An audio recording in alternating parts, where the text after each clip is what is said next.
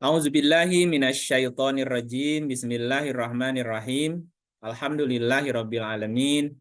Wa bihi nasta'inu ala umuri dunya waddin. Asyhadu an la ilaha illallah wa asyhadu anna Muhammadan abduhu wa rasuluh. Allahumma shalli ala Muhammad wa ala ali Muhammad. Amma ba'du, rabbi shrah li sadri wa yassir li amri wa hlul 'uqdatam min lisani yafqahu qawli. Rabbana zidna ilman wal hikna bisolihin. Segala puji hanya milik-Mu ya Allah.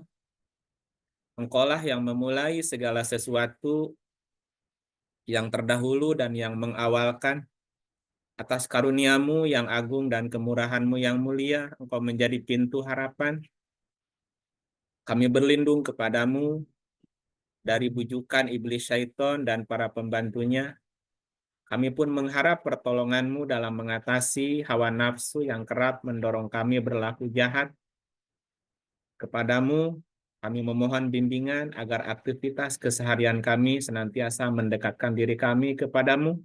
Wahai Tuhan, pemilik kebesaran dan kemuliaan, segala puji hanya milik-Mu, ya Allah, Tuhan semesta alam. Kecerdasan Maha Agung yang ada di setiap ruang kosong di semesta ini, yang menjadi jiwa-jiwa yang memberi hidup pada setiap makhluk. Izinkan saat ini kami menyatu dalam kekosongan batin kami, dalam kekosongan hati dan pikiran kami untuk menyerap ilmu pengetahuan-Mu yang agung. Semoga seluruh kehidupan kami diterangi jalan pengetahuan hidayah yang Engkau berkahi, yang Engkau berikan kepada kami, sehingga kami bisa menatap wajah-Mu di mana-mana, menyentuh-Mu di mana-mana, dan merasakan peluk cinta kasih sayang-Mu di mana-mana.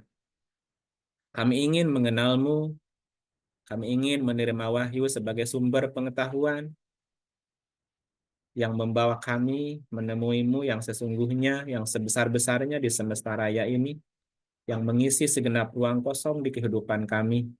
Semoga kecerdasan yang ada dalam diri kami terus bertumbuh dalam kematangan kesadaran, hingga memahami serta mengenal jati diri kami sendiri, mengenal jalan pulang kembali, dan mengenal kesejatian-Mu ya Allah. Terima kasih Allah, terima kasih. Semoga tangan-tangan mereka yang hadir di sini menjadi tangan-tangan-Mu yang bekerja memberi kesembuhan kepada siapapun yang mereka sentuh, menjadi cahaya di tengah-tengah mereka yang merindukan cahaya, menjadi rahmat bagi semesta. Ya Allah ya Rabb, sempurnakanlah bagi kami cahaya kami, dan ampunilah kami, sesungguhnya Engkau Maha Kuasa atas segala sesuatu. Amin. Amin. Bapak dan Ibu guru, dimanapun berada, khususnya yang terkumpul di perahu guru, juga sahabat-sahabat Quran dimanapun berada, saya ucapkan selamat malam, ayuhal mu'minun, salamullahi alaikum warahmatullahi wabarakatuh.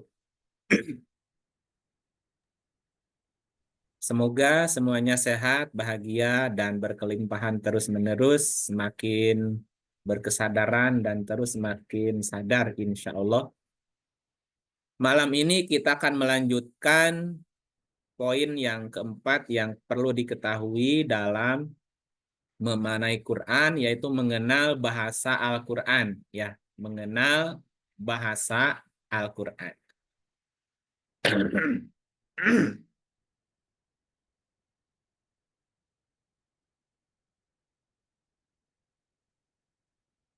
Ya, jadi poin yang keempat ini adalah mengenal bahasa Al-Quran. Karena Al-Quran itu kan kitab bahasa juga, atau kitab yang memang menggunakan bahasa gitu ya. Berbicara tentang bahasa Al-Quran, maka kita akan mendapati di dalam Al-Quran beberapa istilah. Yang pertama, bahwa Al-Quran itu bersifat amsal. Jadi bahasa Quran itu menggunakan bahasa amsal atau menggunakan bahasa tamsil. Ya, tamsil artinya perumpamaan. Ya, tamsil itu artinya perumpamaan. Nah, tamsil atau amsal adalah salah satu metode dalam Al-Quran untuk mengungkapkan penjelasan dan segi-segi kemukjizatan. Tamsil juga adalah ayat-ayat yang mempersamakan sesuatu dengan sesuatu yang lain, baik dengan bentuk isti'aroh, tasbih, ataupun dalam bentuk majaz. Ya. Nah, tamsil juga sering disebut dengan amsal. Kalau tamsil itu satu, kalau amsal itu berarti beberapa perumpamaan. Nah, yang dalam bahasa Arab itu bermakna kalimat yang dipakai untuk menyerupakan sesuatu dengan sesuatu hal yang lain yang menjadi objek kalimat tersebut.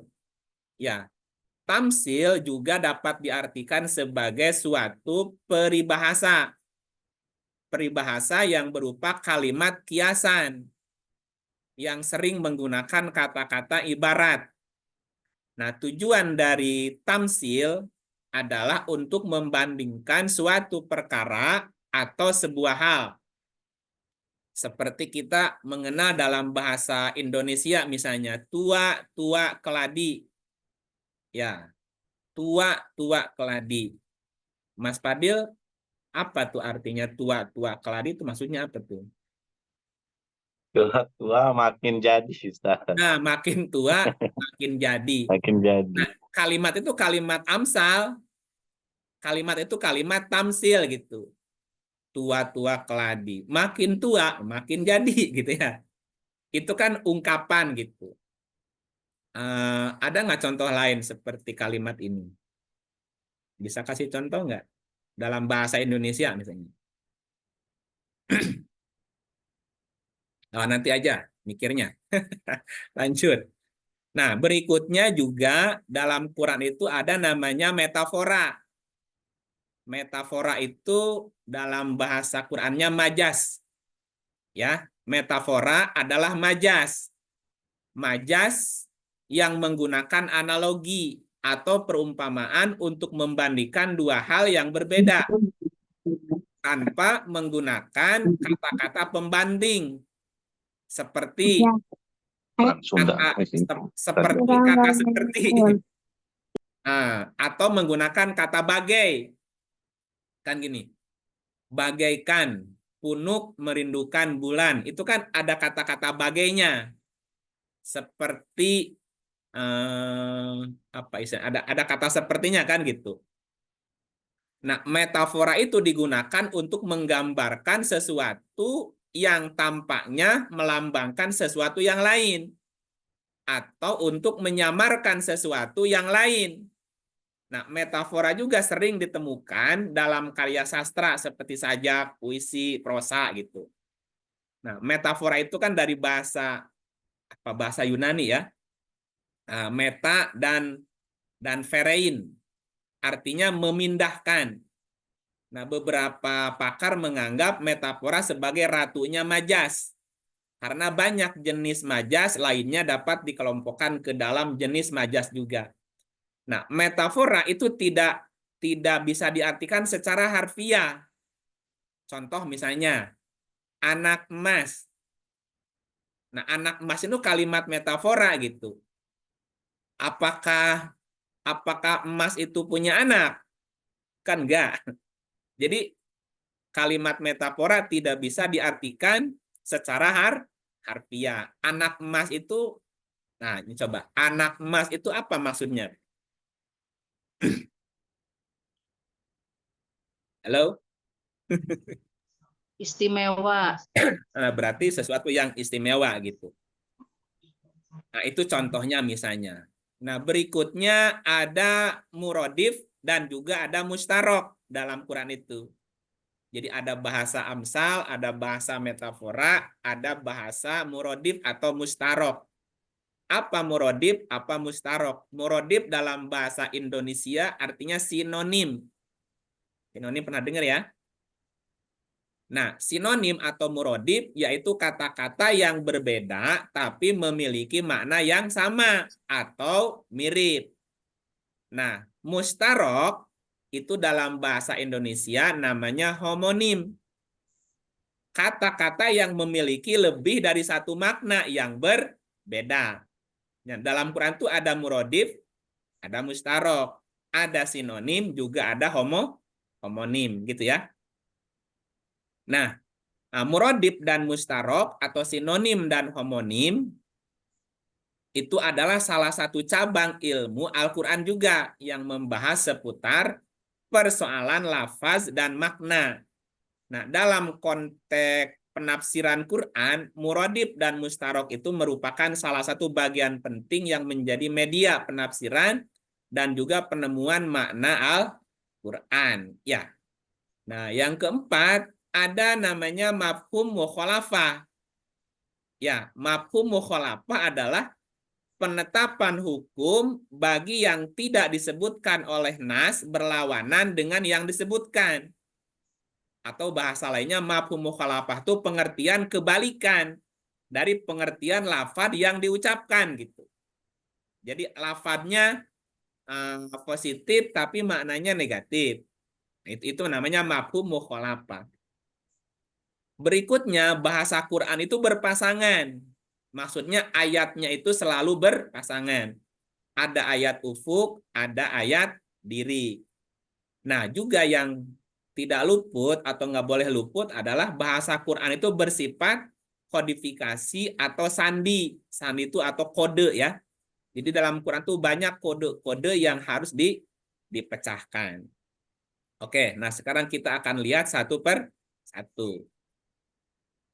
Ini udah dicatat ya, 6-6-nya ya. Insyaallah. Udah dicatat. Nah, udah dicatat.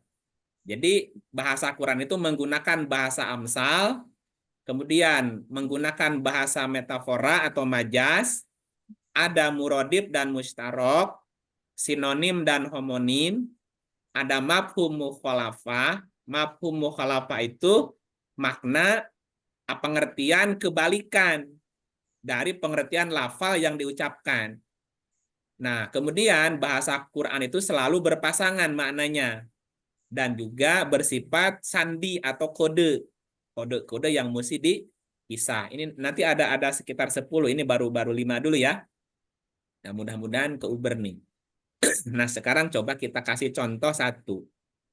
Bahwa bahasa Quran itu bersifat amsal. Amsal itu artinya umpama atau perumpamaan. Nah, sekarang kita coba tunjukin ayatnya ya. Nah, mana ayatnya belum muncul? Halo? Sudah, Belum, Pak. Ustaz. Oh, cuman ayatnya belum keluar ya. Ya, Iya, belum, Ustaz. ya. Nah, sekarang kita bicara tentang Amsal, surat 18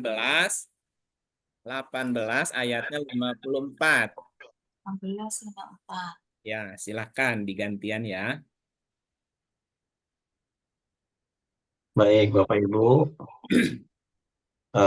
Silakan. Sudah. Pak Fadil yang absen ya. Ya, baik, saya yang absen ya. Bapak Ibu silakan. Ibu Bapak Gatot, ada Bapak Gatot? Siap, terima kasih Pak. Silakan Bapak Gatot. Bismillahirrahmanirrahim. Maaf hujannya deras jadi agak berisik di sini. Surat 18 Al-Kahfi ayat 54. Dan sesungguhnya kami telah mengulang-ulangi bagi manusia dalam Al-Quran ini bermacam-macam perumpamaan. Dan manusia adalah makhluk yang paling banyak membantah. Walaqad sarrafna fi hadzal Qur'ani linnasi min kulli masal. Masal ya. Jadi ada masal, ada amsal. Dan sesungguhnya kami telah mengulang-ulang bagi manusia di dalam Quran ini min kulli masalin, setiap masal. Karena pakai kulli berarti banyak. Masalahnya banyak.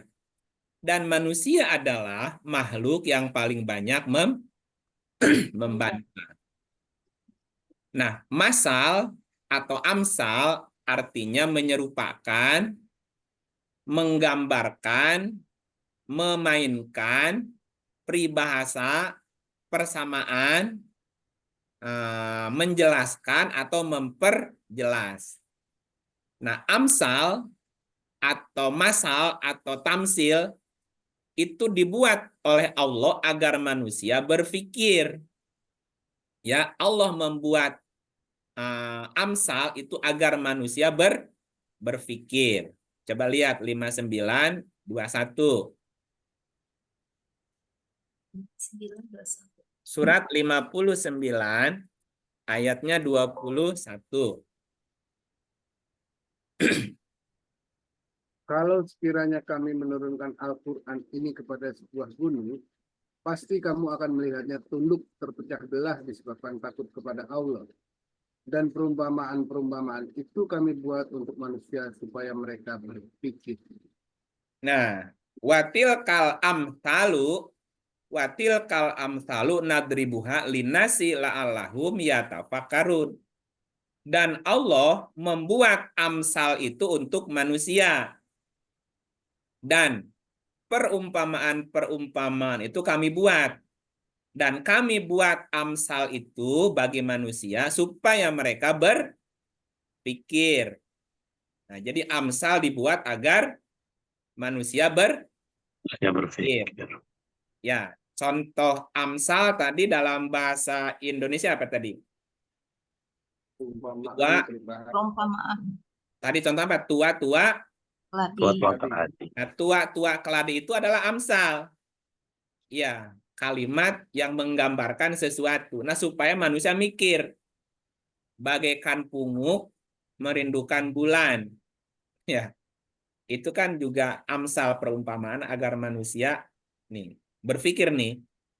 Makanya Quran itu mengajak manusia supaya berpikir. Dan hanya orang-orang yang berilmu yang bisa memahami amsal. Makanya ada pelajarannya bahasa Indonesia nggak kelar ya Bu ya. Dari SD belajar bahasa Indonesia nggak?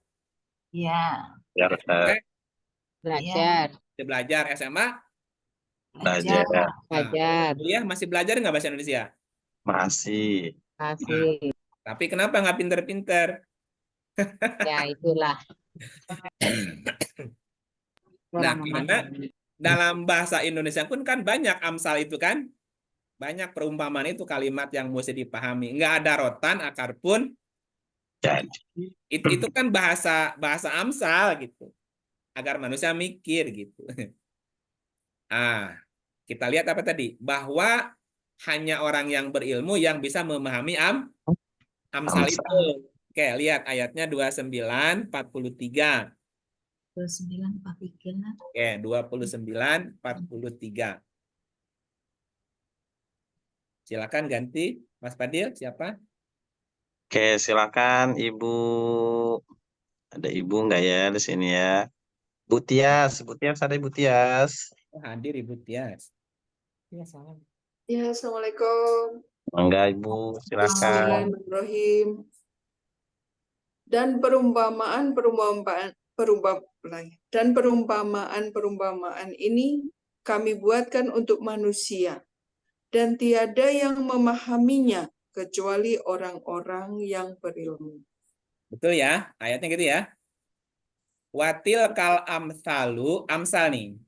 Dan amsal itu kami buat untuk manusia. Dan tiada yang memahaminya kecuali orang-orang yang berilmu. Artinya kalau kita bertambah ilmu, tambah pemahaman kita dengan ayat-ayat Quran. Dan Quran itu banyak amsal. Nah, ini pertanyaan Ibu Tias yang kemarin ya kalau nggak salah. Iya. Ya.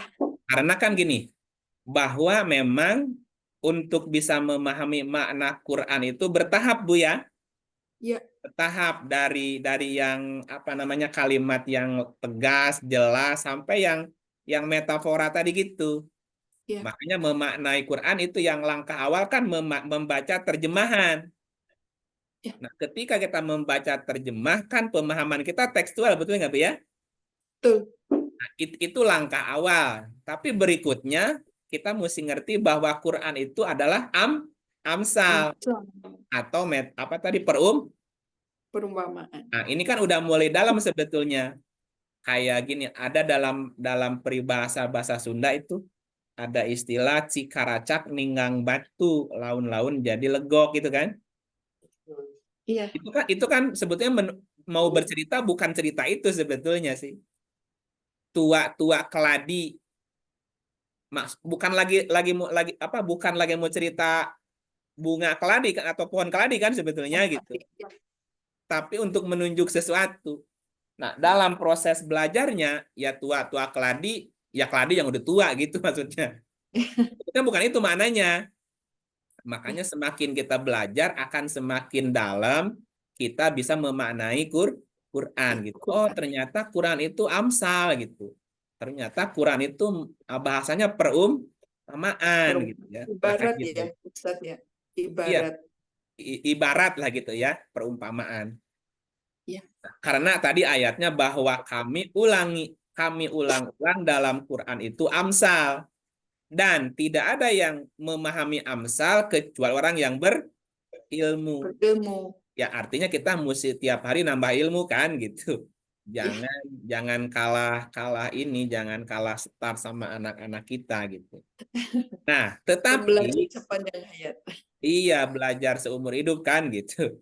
Nah, tetapi Bapak Ibu perlu juga diketahui ternyata dengan amsal itu ada manusia yang dapat petunjuk, juga ada manusia yang tersesat. Ya, ini perlu direnungkan baik-baik. Karena begini, ya, tapi ini bukan nakut-nakutin sih sebetulnya. Ada orang yang belajar Quran. Ya, dia apalin suratnya, apalin ayatnya, nomornya, bla bla bla gitu. Tapi karena dia baru sebatas terjemah bacanya, Bu, ya, dia belum sampai mengenali bahasa Quran tadi. Ya, ada amsal di Quran itu, ada majas, ada murodib, ada mustarok, ada mafhum mukhalafah, ada ada sandi dalam gitu Berpasangan. kan. Ya kan maknanya berpasangan. Nah, akhirnya dia malah pindah agama. Oh, itu bilang mintolik. Iya, ada kasus begitu karena menganggap ini Quran kok begini ya, kok begitu Bu. Kadang-kadang dia nggak masuk di logika dia gitu. Kadang-kadang berbau kekerasan, kadang-kadang berbau misalnya berbau berpihak kepada satu kaum laki-laki, tidak berpihak kepada perempuan. Akhirnya dia kecewa tuh gitu Bu. Pakai akli ya, Ustaz. Iya, dia tidak merujuk ke Quran lagi gitu. Nah, makanya jangan sampai terjadi seperti itu. Makanya perlu disampaikan di sini bahwa bahasa Quran itu bahasa amsal, ada bahasa majas, ada bahasa yang tadi itu ada kode dan seterusnya sehingga jangan sampai kecewa. Kalau kita kecewa berarti belum selesai nih belajarnya nih. Ketika ada pertanyaan, kok ayatnya begini ya? Nah, itu sebetulnya berarti memancing kita untuk lebih memperdalam lagi, bertanya lagi gitu. Kan lebih baik bertanya ketika kita tidak mengerti kan? Betul. Daripada kabur. Daripada tersesat di jalan. Malu bertanya. Nggak nanya-nanya kan? Malu bertanya sesat di jalan ya, Ustaz. Di jalan. Nah, makanya berbicara amsal, ada orang yang dapat petunjuk dengan amsal itu. Dan ada juga malah tambah tersesat. Coba lihat surat 2:26. Ya, silakan. Siapa? Baik. Ini coba Bapak Bangkit. Ada Bapak Bangkit atau Ibu Bangkit ini? Maaf. Ada Bapak Bangkit? Oh ya, mungkin belum ada. Bapak Hadi Siswanto, Bapak mangga silakan. Baik, Ustaz. Al-Baqarah ayat 26. Sesungguhnya Allah tiada segan membuat perumpamaan berupa nyamuk atau yang lebih rendah dari itu. Adapun orang-orang yang beriman, maka mereka yakin bahwa perumpamaan itu benar dari Tuhan mereka. Tetapi mereka yang kafir mengatakan, Apakah maksud Allah menjadikan itu untuk perumpamaan? Dengan perumpamaan itu banyak yang disesatkan Allah. Dan dengan perumpamaan itu pula banyak orang yang diberinya petunjuk. Dan tidak ada yang disesatkan Allah kecuali orang-orang yang fasik. Ya, bahwa Al-Quran itu sering atau diulang-ulang menggunakan bahasa amsal, bahasa masal, atau bahasa perumpamaan. Nah, ternyata dengan amsal ini ada orang yang disesatkan, ada orang yang dapat petunjuk. Kenapa orang bisa tersesat? Karena tadi dia tuh mengerti ini bahasa umpama ya gitu.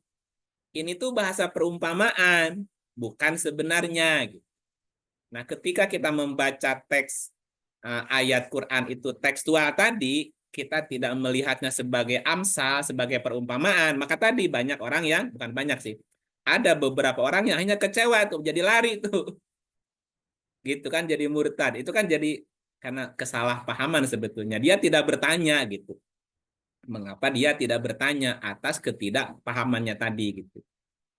Dan memang di surat 2 ayat 26 sudah ada tulisannya bahwa ada orang yang disesatkan Allah dengan perumpamaan itu, dan juga ada orang yang, dan banyak juga yang dapat petunjuk gitu ya. Ini tentang amsal ya. Nah, makanya di dalam kita dianjurkan untuk memperhatikan setiap perumpamaan. Ini yang dikasih, yang dijadikan umpamanya apa, Pak? Nyamuk ya nih. Oke, sesungguhnya Allah tiada segan membuat perumpamaan berupa nyamuk. Nyamuk dijadikan sebagai umpama. Nyamuk itu gede apa besar nih, Pak? Kecil ya. Ustaz. Nah, jadi ada hal-hal yang kita menganggap kecil. Atau gini, kita sering menganggap sesuatu itu hal kecil. Ternyata kita tidak sanggup membuat yang kecil itu gitu. Ya, paham nggak maksudnya? Artinya jangan Ya, pernah Ustaz. menganggap sesuatu, jangan pernah mengecilkan sesuatu gitu. Boleh jadi karena hal-hal yang kecil itulah kita meraih hal-hal yang besar. Betul nggak ya? Nanti dikasih contoh masing-masing. Ini saya kasih ayatnya. Ternyata banyak ayat yang memerintahkan kepada kita agar memperhatikan perumpamaan itu. Contohnya tadi lalat, nyamuk ya gitu. Coba kita lihat 22 ayatnya 73. Surat 22 Al-Hajj ayatnya 73.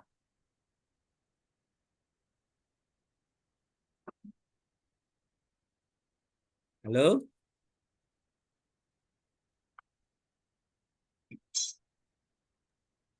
Oke, Ustaz, udah kelihatan. Mangga Bapak Hadi, dilanjutkan lagi Bapak.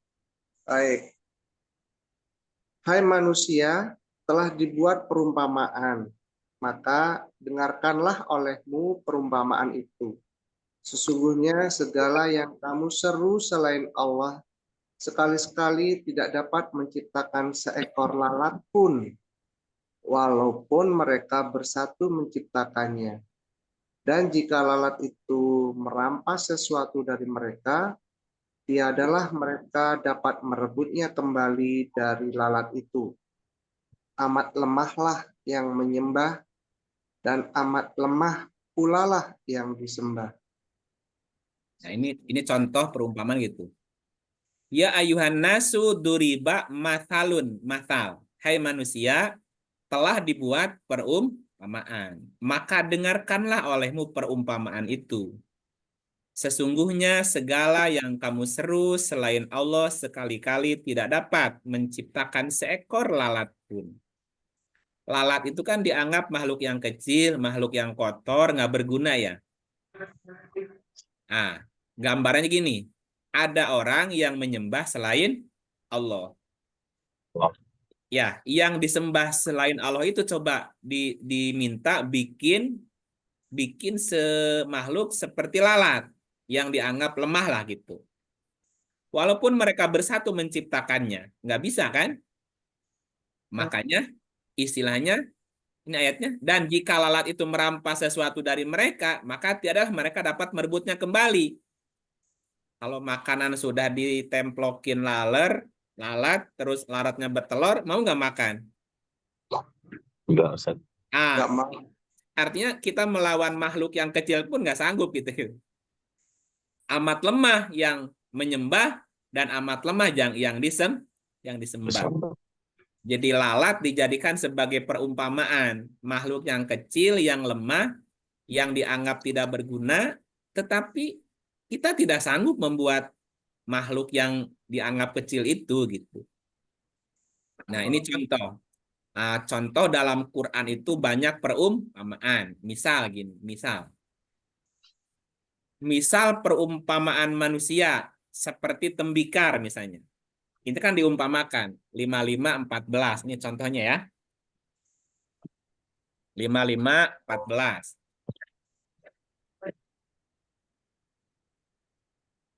Baik, silakan. Pak Hadi boleh dilanjutkan lagi, Bapak? Boleh, Ustaz. Dia menciptakan manusia dari tanah kering seperti tembikar. Kenapa? Nah, kenapa penciptaan manusia seperti tembikar, Pak? Apa hubungannya loh, Pak? Manusia seperti tembikar. Tembikar dari apa, Pak? Dari tanah itu, Ustaz. Manusia? Dari tanah juga. Nah, dari Ustaz. tanah juga. Jadi kita sama tembikar apa nih? Sama. Ya. Sama dan Ya, sama-sama dari tanah. Ya. Jadi kalau lihat atau datang ke toko tembikar, ya kita mesti sungkem juga. Saudara setanah. Iya, Pak ya? Dia menciptakan manusia dari tanah. Ya, tanah kering. Seperti tembikar. Tembikar itu tanah basah apa tanah kering, Pak? kering, Ustaz. Tanah Udah kering. dibakar itu, Ustaz. Ya? Udah dibakar itu, Ustaz. Nah, ini coba informasi ini sebetulnya ayatnya pondok, tapi kalau diperpanjang jadi panjang ceritanya nih. Dia menciptakan manusia dari tanah kering. Dari tanah kering. Kering. Seperti tembikar. Tembikar itu kan tanah kering, Pak. Iya, Ustaz. Oke. Yang namanya tanah kering itu bisa menumbuhkan sesuatu enggak? Enggak, Ustaz. Enggak. Itu tembikar menjadi berbentuk. Itu gimana ceritanya, Pak? Karena memang dibentuk, Ustaz. Dibentuk. Ya kalau kering bisa dibentuk, kalau kering. Nggak bisa, Ustaz. Oh, nggak bisa. Iya. Berarti tembikar itu dulunya kering nggak sih? Sebelumnya masih basah dulu untuk Nah, dibentuknya. makanya manusia itu kan dari tanah dan air. Air. Ya kan? Tanah Iya, dan iya. air. Nah, tanah dan air ketemu kan jadi lembek tuh. Nah, menjadi tembikar karena setelah dibakar. Kering. Gini contohnya. Manusia itu akan terbentuk kalau dibakar. Seperti tembikar. Tembikar itu dulunya lembek. Lembek dibentuk, nah supaya bertahan maka perlu dibakar. Gini, bisa nggak seseorang jadi guru teladan, jadi guru yang tangguh, Pak, kalau tidak ada trainingnya? Oh, Paham ya? paham. Baik. Jadi makanya penciptaan manusia itu seperti tembikar. Dia menciptakan manusia dari tanah kering seperti tembikar. Tembikar juga kan nggak ujung-ujung jadi berbentuk tembikar kan? Iya. Dia mesti diproses, dibentuk gitu. Dia mesti ikut pelatihan, ikut PPG, ikut LPG, training bla bla bla bla itu. Itu kan sedang proses pembakaran sebetulnya supaya karakternya terbentuk. Gitu ya. Nah, kalau tidak melewati proses pembakaran tadi, ya berarti ya kurang kokoh nantinya gitu, kurang tangguh gitu.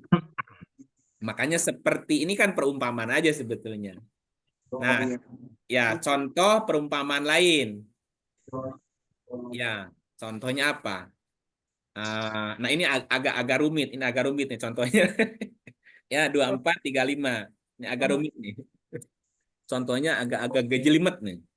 24, 35. Ya. Oke, coba Bu Lina, boleh Bu Lina? Maaf, apakah ada Bu Lina?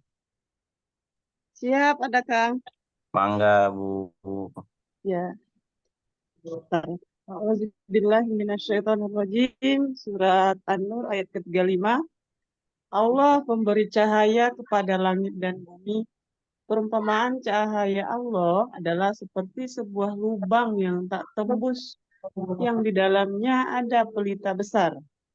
Pelita itu di dalam kaca, dan kaca itu seakan-akan bintang yang bercahaya seperti mutiara, yang dinyalakan dengan minyak dari pohon yang banyak berkahnya, yaitu pohon zaitun yang tumbuh tidak di sebelah timur dan tidak pula di sebelah barat, yang minyaknya saja hampir-hampir menerangi, walaupun tidak disentuh api. Cahaya di atas cahaya berlapis-lapis. Allah membimbing kepada cahayanya siapa yang Dia kehendaki. Dan Allah membuat perumpamaan-perumpamaan bagi manusia. Dan Allah Maha mengetahui segala sesuatu. Nah, gimana nih Bu? Coba, jelimet kan? Oh, Panjang banget. Karena panjang. Tadi pendek, sekarang yang panjangnya. Panjang iya, Pak. Ini kan lagi cerita masal juga. Allahu nurus samawati wal ardi mathalu nurihi, perumpamaan cahaya Allah itu. Ini lagi cerita apa? perumpamaan. Perumpamaan cahaya Allah itu seperti, Ibu bayangin nih, perumpamaan cahaya Allah itu seperti sebuah lubang tak tembus. Apa yang kebayang? Lubang tak tembus. Ayo, bayangin. Ini perumpamaan langsung divisualkan. Gelap gulita. Enggak ada lubang tapi tak tembus, Bu. Lubang tapi tak tembus. Kalau lubang tembus kan jadi lorong. Ada lubang masuk, ada lubang keluar. Ini ada lubang tapi lubangnya tak tembus gitu. Mentok gitu. Bayang nggak apa tuh? Buntu. Lubang Buntu. buntu. Lubang buntu ya. Iya. Lubangnya buntu, cuman masuk ke lubang terus mentok. Tak tembus gitu. Gua, Ya, jadi gua ada bukan ya. kayak gua ya. Nah, kayak gua, tapi guanya kecil tuh. Nggak tembus guanya. Lubang tak tembus. Bapak Ibu pernah lihat bentuk tengkorak manusia nggak? Pernah. Tengkorak kelapa, kepala. Kepala. Ya. Di kepala kita ada lubang tak tembus nggak? Ada di mata ini, Tat. Nah, kalau matanya copot, Iya, itu berlubang nggak ke dalam? betul. Nah, tembus nggak ke belakang lubangnya, Pak? Enggak, Ustaz. Mentok. Ya, sih. jadi jangan jauh-jauh nyari lubang Enggak. keluar. Halo?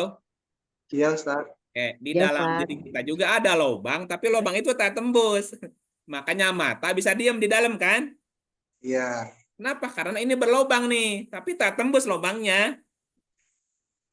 Oke. Perumpamaan cahaya Allah itu seperti apa? Seperti lubang tak tembus. Sebuah lubang tak tembus. Tembus. Di dalam lubang itu ada pelita. Ya, pelita besar tuh. Apa namanya, Pak? Pelita. Ya, sumber cahaya kan, Ustaz. Lubang tak tembus, di lubang itu ada pelita besar. Apa pelitanya? Yamato lah. Oh, Orang lagi cerita Apa? lubang ini, Oh, cerita mata. lagi cerita lubang mata. Nah, Iya. orang dulu di rumahnya sebelum ada listrik ya, itu ada lubang, Pak. Namanya miskat. Di temboknya ada lubang. Tempat naruh lampu minyak tanah itu di situ. Oh, Nah, gitu dulunya gitu. Jadi ada cempor tuh dari minyak tanah ya. Minyak templok. Nah, lampu templok. Nah, disimpan di lubang itu gitu, di dalam gitu. Nah, lanjutin. Nah, sekarang bayanginnya jangan keluar deh ke mata. ke mata ya. Perumpamaan cahaya Allah itu seperti ya, lubang tak tembus, ini lubang mata ya. Dan di dalam lubang itu ada pelita, biji Biji mata. mata, oke. Pelita itu dalam kaca, namanya apa? Kornea. Kornea apa retina? Oh, Retina. oh iya. Retina ya. Retina, oke, retina kan? Oke. Pelita itu di dalam kaca ya. Nah, retina kan? Iya, iya. Kaca itu seakan-akan bintang bercahaya seperti mutiara. Coba Bapak ngaca di biji mata tadi ada cahaya putihnya nggak, Pak?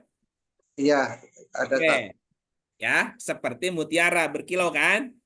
Iya. Nah, si mata itu ini kan lagi umpama. Ah, apa tadi? Tadi kan lagi Yang cerita pelita ya, seperti mutiara. Yang dinyalakan dengan minyak. Apa minyaknya itu, Pak? Apa minyaknya? yang ada di sekitar putih-putih itu tak? Air Air mata. air mata. Air mata, Pak. Iya, iya, iya. Ya, tapi bukan air mata buaya ya. Bukan. Bukan air mata duyung. Dinyalakan dengan minyak. Bayangkan Bapak Ibu kalau mata kita nggak ada air matanya gimana? Tahan berapa lama mata kita melek? Ring. Rusak nggak mata kita kira-kira? Rusak. Rusak. Oke, lanjutin ya. Nah, si pelita tadi dinyalakan dengan minyak. Jadi mata kita butuh pelumas tuh. Nah, pelumas itu namanya air mata. Air mata. Ya, minyak itu dari pohon yang banyak berkahnya. Bapak Ibu pernah nggak ada yang ngalamin sakit mata? Itu berapa harga pengganti air mata? Setiap beberapa menit ditetesin. Ada orang yang kehilangan air matanya. Mesti ada obat tetes matanya. Kalau enggak ditetesin matanya akan perih. Disuntik bahkan. Oh, itu jutaan. Ya, sementara kita gratis. Nah, si minyak itu apa namanya? Yang dinyalakan dengan minyak dari pohon yang banyak berkahnya, yaitu pohon zaitun. Zaitun itu artinya minyak ya. Dari minyak yang tumbuh tidak di sebelah timur, tidak di sebelah barat. Itu air mata, emang ada pohonnya? Enggak ada. Itu keluarnya dari mana, Pak? Dari dalam. Iya kan kita tidak sengaja ngasih minyak kan? Iya, iya. Bapak punya motor, punya mobil. Kalau nggak diganti oli gimana, Pak? Nggak jalan, Ustaz. Atau nggak ada olinya? Hancur nggak, Pak? Tuh? Hancur, Ustaz. Hancur. Nah, coba mata kita kalau nggak ada olinya. Rusak. Nah, ini kan karunia Tuhan, Pak. Allah sudah kasih kita air mata. Kalau kelilipan kita gesek-gesek keluar air matanya nggak, Pak? Keluar, Ustaz. Nah, kotorannya keluar nggak? Ikut keluar. Coba kalau mata kita digesek nggak ada minyaknya, Pak. Sakit, Ustaz. Oh, lecet. Betul nggak? Iya. Nah, lanjutin ceritanya. Ini lagi menerangkan perumpamaan cahaya Allah ya. Perumpamaan cahaya Allah seperti sebuah lubang tak tembus. Di dalamnya ada pelita besar. Pelita itu dalam kaca. Kaca itu seakan bintang bercahaya seperti mutiara yang dinyalakan oleh minyak zaitun tadi, yang tumbuh tidak di timur, tidak di barat. Pokoknya nama ada aja air mata tuh. Yang minyaknya saja hampir-hampir menerangi walaupun tidak disentuh api. Nah, apa hubungannya dengan api? Nah, sampai sini dulu ya, sebentar. Bapak, Ibu sekarang matanya melek nggak? Melek. Melek, Ustaz. Melek ya? Melek. Oke. Bisa lihat tulisan di depan laptopnya? Bisa, Bisa Ustaz. lihat. Bisa lihat wajah Pak Hadi? Bisa, Bisa, Ustaz. Nah, lihat wajah Mas Fadil bisa ya? Bisa. Oke. Sekarang lampunya mati. Komputernya nggak ada cahayanya. Masih bisa lihat nggak? Gelap, Ustaz. Nggak bisa.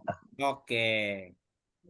Nah, ini lagi cerita hubungan antara si cahaya tadi dengan mata itu juga Ambil sebetulnya. tukeran piring. Ya. Jadi mata kita itu bisa melihat karena ada Cahaya. Sekarang ada cahaya, tapi matanya buta, bisa lihat. Nggak bisa, Ustaz.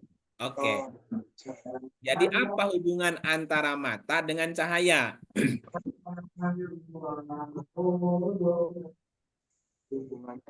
Ada mata, nggak ada cahaya, nggak bisa lihat, gelap. Gelap. Iya.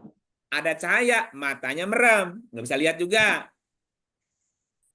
Oke. Nah, ketika mata kita melek dan di situ ada cahaya, maka kita bisa melihat sesuatu.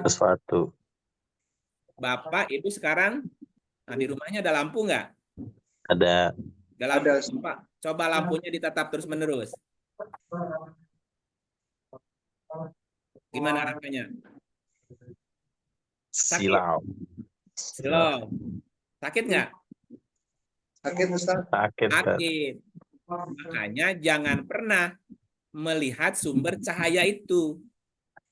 Karena sumber cahaya bukan untuk dilihat, tapi untuk menerangi sesuatu agar kita bisa melihat yang diterangi itu. Sampai sini oke dulu? Oke. Ya, Ustaz. Nah, ini kan lagi cerita cahaya kan? Ya. Allahu nur. Allahu nur. Allah cahaya. Langit, bumi. Perumpamaan cahaya Allah itu, nah cahaya Allah itu apa? Nah, kita lihat ayat lain ya.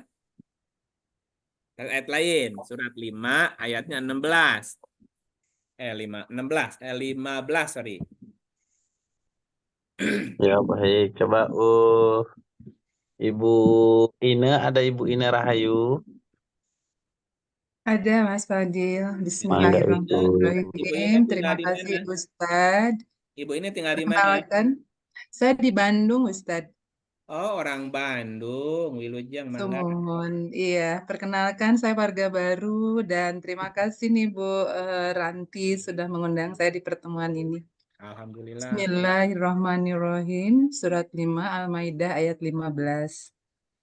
Hai ahli kitab, sesungguhnya telah datang kepadamu Rasul kami, menjelaskan kepadamu banyak dari isi Alkitab yang kamu sembunyikan, dan banyak pula yang dibiarkannya. Sesungguhnya telah datang kepadamu cahaya dari Allah dan kitab yang menerangkan. Jadi cahaya dari Allah itu apa wujudnya, Bu? Al-Quran bukan? Ya, cahaya dari Allah dan kitab yang Menerangkan. Nah, kitab yang menerangi. Yang menerangi itu cahaya bukan? Iya. Oke. Kalau cahaya itu menerangi dan yang menerangi itu adalah kitab Al-Quran, seperti cahaya matahari kan menerangi bumi itu. Iya. Cahaya matahari menerangi bumi.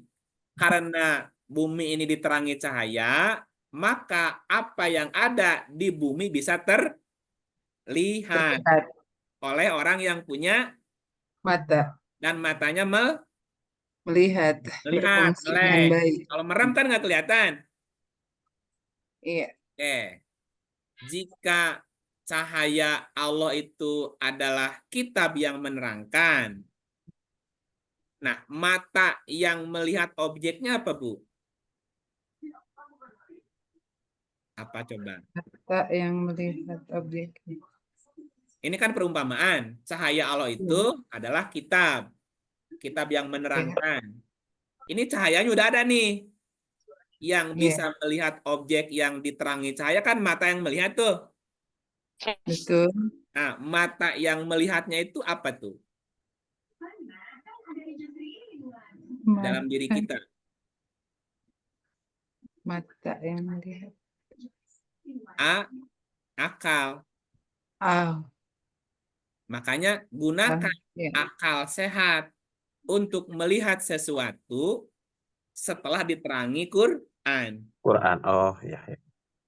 Nah, akal kita jangan sibuk ngotak-ngatik Qurannya.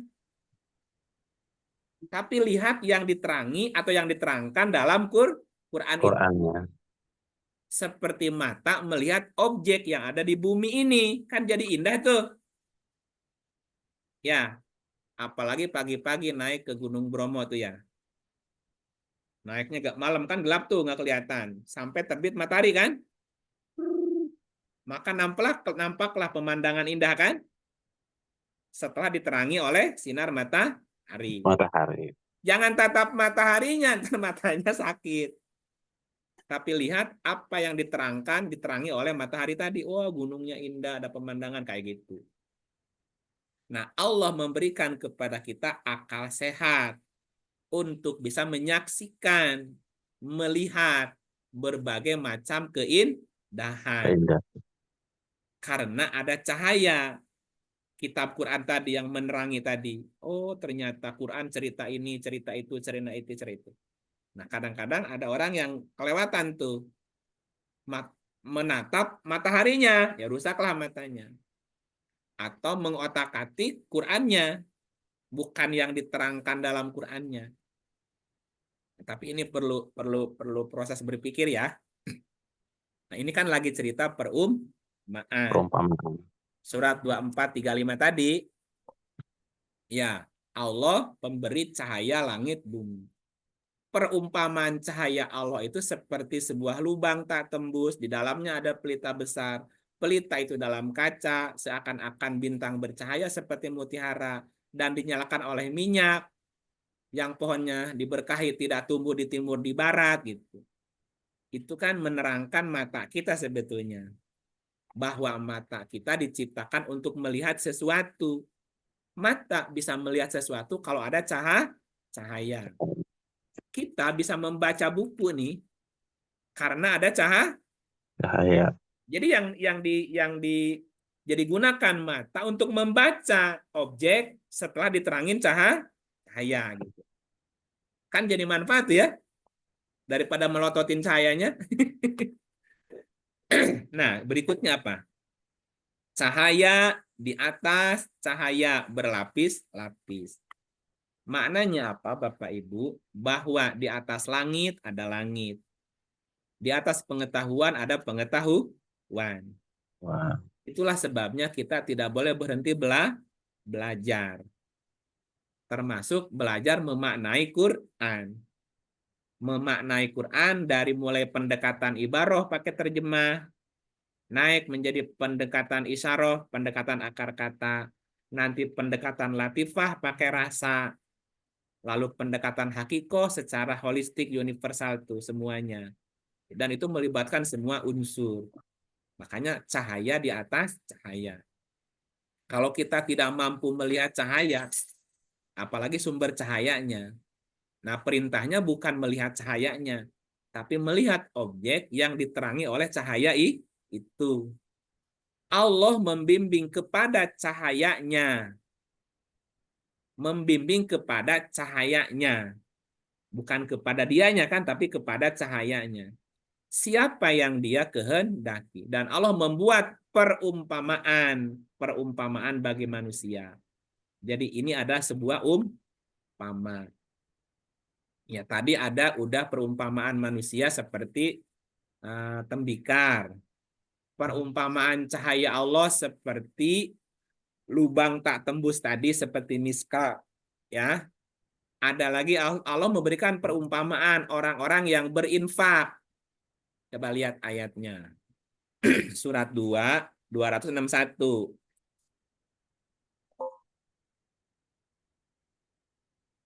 Baik, Ibu Niken boleh Ibu Neni mungkin dulu Ibu Neni. Silakan Ibu, ada? Ibu Neni? Oh, belum ada ya. Baik. Kalau Hadir, Ibu, Pak. oh ya silakan Ibu. Maaf. Bentar, Pak.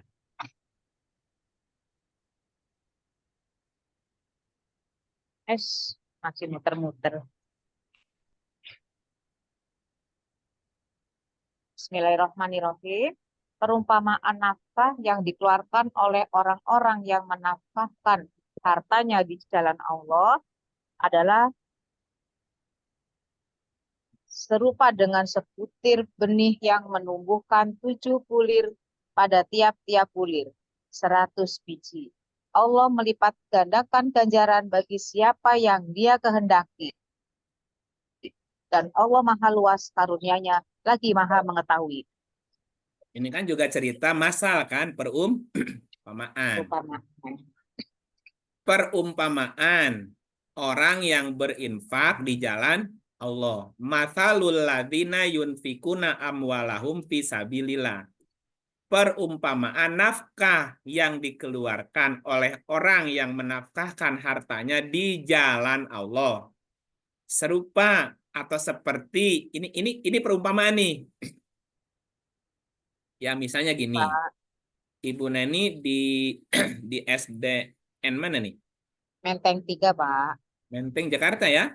Ye. G. Misalnya Ibu Neni ngajar apa? Ngajar kelas 4, Pak. Semua mata pelajaran wali kelasnya? Iya, betul, Pak. Kecuali Oke. agama dan olahraga. Oh, agama olahraga itu gurunya sendiri ya? Ada sendiri, Pak. Oke, misalnya Ibu Neni mengajarkan apa contohnya pelajarannya, Bu? Bahasa apa IPS? Oh, bahasa Atau PPKN. Ye. Atau bahasa atau PPKN. Ke muridnya, ada berapa muridnya di situ, Bu? 32, Pak. Nah, dari 32, mungkin nggak nanti ada yang jadi guru lagi, Bu? Insya Allah ada, Pak. Ada. Katakanlah berapa persen, katakan. Paling cuma 3%, 3%, Pak. Iya. persen lah. Dari 30, mungkin 3 orang ya, atau 10 orang Iya, lah. betul, Pak. Ibu ngajar 1 orang. 1 orang. Tapi kemudian jadi 10. Nah, 10 yang jadi guru, muridnya ada yang jadi guru lagi nggak? Bisa ada, Pak. Bisa aja. Bisa. Nah, ketika ibu ngajar 1 ilmu, muridnya kemudian ngajar lagi ilmu yang diajarkan ibu, nanti muridnya jadi punya murid lagi, punya murid lagi, punya murid lagi, punya murid lagi, Bu. Betul, Pak. Nah, karena gini, ini kan lagi cerita infak ya. Betul, Pak. Perumpamaan orang yang menafkahkan amwalnya di jalan Allah. Amwal itu harta. Harta itu apa saja. Infak artinya mengembangkan. Infak artinya mengembangkan. Ya, bisa mengembangkan potensi diri, bisa mengembangkan harta menjadi banyak, bisa mengembangkan bakat atau minat dan seterusnya. Ibu ngajar nih. Anaknya nanti ngajar juga, dikembangin sama dia materinya. Diajarin lagi sama murid terus gitu. Maka perumpamaan orang yang berinfak di jalan Allah seperti butir.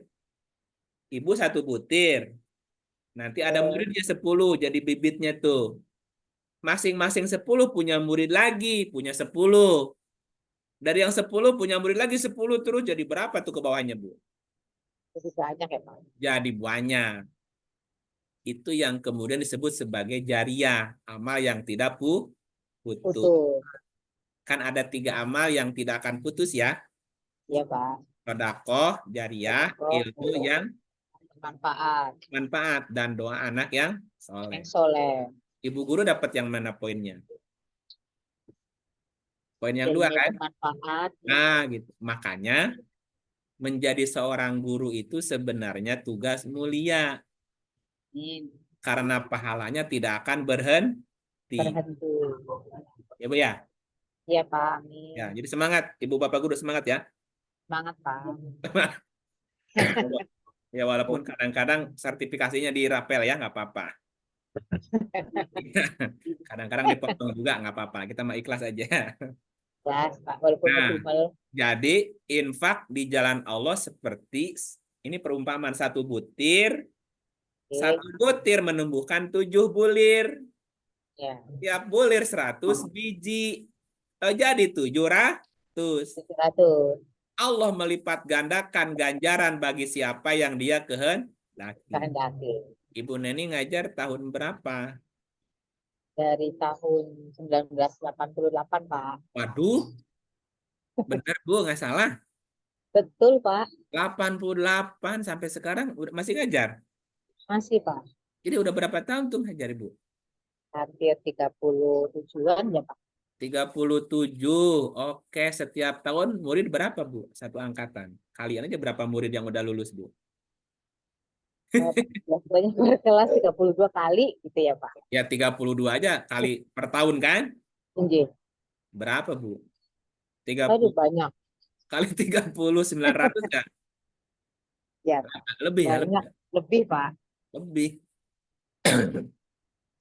Kalau mau ngitung pahala, Bu, nggak kehitung, Bu. Oke, Pak. Mungkin ada murid yang udah jadi gubernur, jadi ustadz, jadi kiai, jadi pengusaha, jadi dokter, jadi apapun kan, Oke. macam-macam ya. Ya, Pak. Bayangkan mereka mengamalkan ilmu yang kita ajarkan. Nah, kita punya tabungan banyak tuh. Amin, amin, Pak. Allah melipat gandakan ganjaran bagi siapa yang dia kehendaki. Bahkan bisa lebih dari 700 tuh.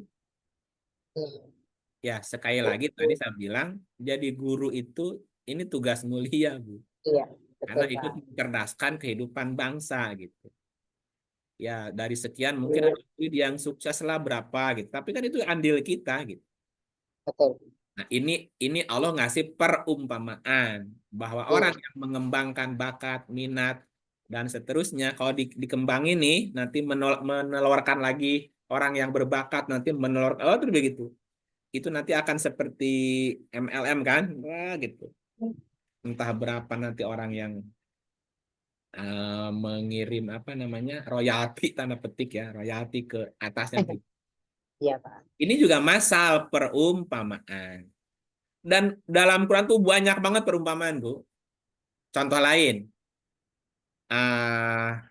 ternyata ini perumpamaan dalam berkeluarga. Perumpamaan seorang istri itu seperti ladang. Jadi istri diumpamakan seperti sebuah ladang tempat bercocok tanam. Ya, coba lihat surat 2, 223. Ini yang baca Ibu apa Bapak ya? Silakan sekarang. Ini yang baca harusnya Bapak nih. Bapak Gatot, Bapak Gatot udah tadi ya? Udah tadi. Bapak Bangkit, ada Bapak Bangkit?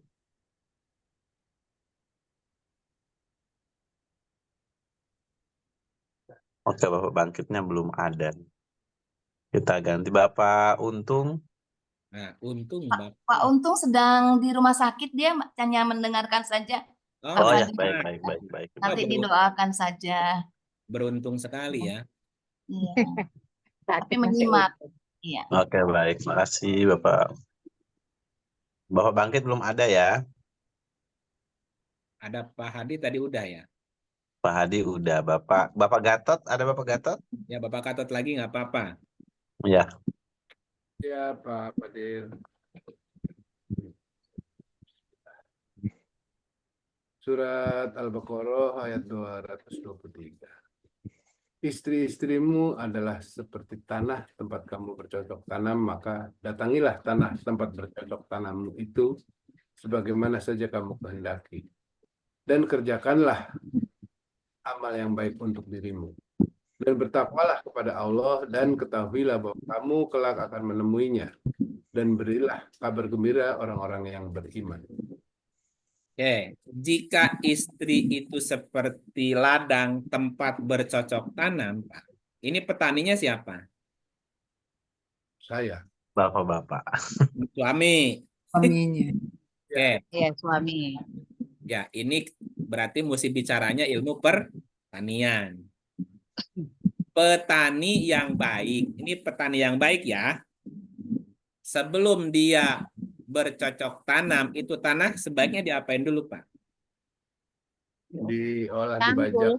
Nah, dicangkul, cangkul, cangkul, cangkul yang dalam menanam jagung. Tanah. Enggak, pertamanya apa lagu itu? Mari kawan kita bersama menanam Nah, jagung di kebun kita. kita. Terus Ambil cangkulmu, ambil pangkurmu, kita bekerja tajemu jemu. Nah, gitu. Oke, lanjut nih. Iya, istrimu seperti ladang, tanah tempat kamu bercocok tanam. Namanya bercocok tanam, ini kan cerita petaninya nih, karena petani ini suaminya, ladang istrinya kan. Ini diumpamakannya begitu. Maka petani yang baik nggak ujuk-ujuk langsung datang ke kebun langsung ditanamin kan? Iya. Ah, ini mah buat Pak Hadi sama Pak Gatot sama Pak itu juga Pak Fadil juga. Jadi kalau ingin bercocok tanam, sebelum ditanamin, itu si tanah mesti dicangkul dulu. Cangkul. Cangkul, di apa namanya, digaruk, dikasih pupuk, dikasih Di air. airin terus sampai tanahnya Gembur. gembur. Nah, setelah gembur, subur baru ditanamin biji di apa namanya ditanemin. Ditebar benih. Baru tebar benih. Ini mah belum apa-apa langsung tebar aja, kasihan tuh tanahnya, Pak. Benihnya juga kasihan. Iya gini, nanti istrinya bilang, ya payah bapak, udahan. Iya maksudnya bikin dia subur, happy dulu gitu. Nah kadang-kadang bapaknya nggak sabaran, nggak tahanan lagi. Istrimu seperti ladang, dia juga mau digemburkan, disuburkan gitu Pak. Nah itulah bapak yang baik itu biasanya kalau mau bercocok tanam dari pagi itu sudah disiapin. Mama mau jajan apa mah gitu ya. Ya, mama mau makan di mana? Mama mau ke salon apa? Medikur, pedikur, kur tuh ya, pokoknya dimanjain sampai hatinya berbunga-bunga diajak jalan-jalan ke tempat yang dulu punya kenangan indah kan. Nah, ketika istrinya lagi subur tuh, lagi on tuh, lagi move on gitu. Barulah tumben bapak ada maunya ya. Iya. Gitu. Tapi kan dia juga siap ditanemin gitu. Kalau kata Nabi jangan seperti kuda, datang langsung ditebar benih aja. Masih ada mukodimahnya biar dia juga subur, siap menerima benih gitu. Jadi mesti bahagia dua-duanya. Ini Allah ngasih perumpamaan suami istri seperti petani dan ladangnya, Pak. Gitu nggak, Pak ya? Namanya petani yang baik pasti sayang tanahnya nggak, Pak? Iya. Sayang. Pasti sayang tanahnya, jangan sampai pH tanahnya berkurang, jangan Iya. sampai tanahnya tercemar, jangan sampai tanahnya kotor, rusak dan seterusnya. Kena hama. Jangan sampai kena hama tanamannya. Ini aneh ada petani nggak sayang tanahnya, Pak. Ditanemin terus dipupuk nggak pernah, dicangkul nggak pernah, disiram nggak pernah, ya itu gimana, Pak? Paling ditinggal ya Pak. Nyari lagi tanah yang subur yang lain, udah kering tinggalin lagi, gimana nih? Ya. Ya nih gimana nih Bapak nih? Mana Bapak nih? Jadi kalau ada baru-baru ini ayat ini ada yang ini Kang. ya, Baru-baru. Jadi istrinya malah dibawa cangkul, dicangkul, ditanemin, pokoknya disiksa, dianiaya.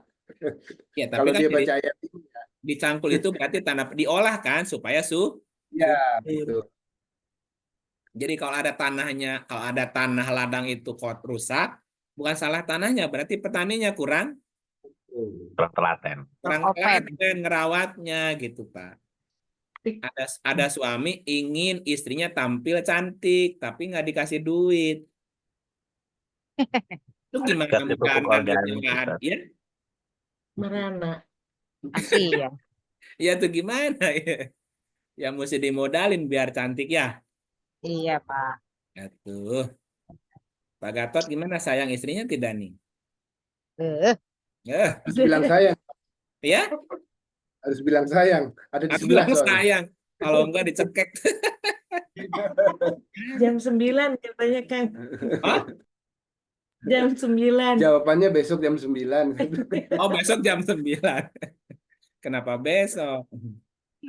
Jawabnya kan. Jadi kalau Quran itu tadi, kami ngulang-ngulang dalam Quran berbagai macam perumpamaan.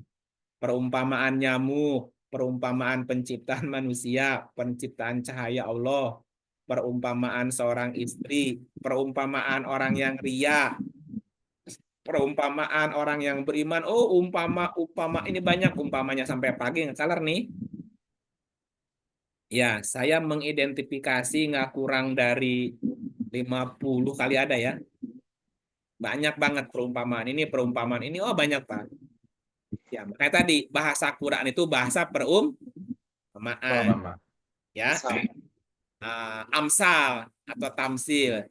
Contoh nih, saya kasih contoh lain ya. Saya kasih contoh yang lain misalnya. Surat 7 ayatnya 20. 7 20 kurang 0.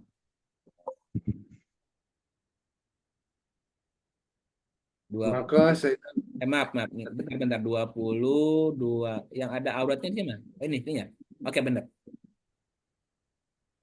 Maka syaitan membisikkan pikiran jahat kepada keduanya untuk menampakkan kepada keduanya apa yang tertutup dari mereka, yaitu auratnya, dan syaitan berkata, Tuhan kamu tidak melarangmu dari mendekati pohon ini, melainkan supaya kamu berdua tidak menjadi malaikat atau tidak menjadi orang yang kekal. Lanjut. Dan dia bersumpah kepada keduanya, setan, sesungguhnya saya adalah termasuk orang yang memberi nasihat kepada kamu berdua. Satu lagi. Maka syaitan memujuk keduanya memakan buah itu dengan tipu daya. Tatkala keduanya telah merasai buah kayu itu, nampaklah bagi keduanya aurat-auratnya. Dan mulailah keduanya menutupinya dengan daun-daun surga. Kemudian Tuhan mereka menyeru mereka, bukankah aku telah melarang kamu berdua dari pohon kayu itu, dan aku katakan kepadamu, sesungguhnya syaitan itu adalah musuh yang nyata bagi kamu berdua. Oke. Nah, tadi di pembukaan ya. Ternyata tadi kata Bu Ranti gimana? Ternyata di dunia pendidikan juga ada kasus kekerasan ya, Bu ya. Ada kasus pelecehan seksual, ada ya? Ada. Nah, nih, katakanlah ada gurunya guru agama lagi. Ya. Ada guru agama yang harusnya mengajarkan moral kan? Ngajarin moral, akhlak, misalnya dan seterusnya. Budi pekerti, ternyata guru agama itu malah melakukan, maaf misalnya kasusnya, pelecehan seksual kepada murid-muridnya. Dan perbuatannya ketahuan. Ya, ketahuan oleh publik. Ketika ada seorang guru, apalagi guru agama, kepergok, ketahuan melakukan pelanggaran tadi, pelecehan katakanlah seksual. Terbuka nggak auratnya, Pak? Terbuka. Nah, belucun nggak dia, Pak? Belucun itu telanjang nggak? Telanjang nggak, Pak? Iya, telanjang. Telanjang. Nah, ini kan kalimat ini metafora sebetulnya. Adam dan istrinya tinggal di surga.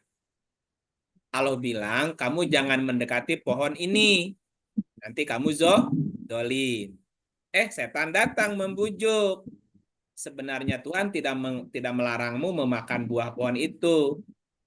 melainkan agar kamu tidak kekal di surga. Yang benar. Akhirnya Adam kan kegoda tuh.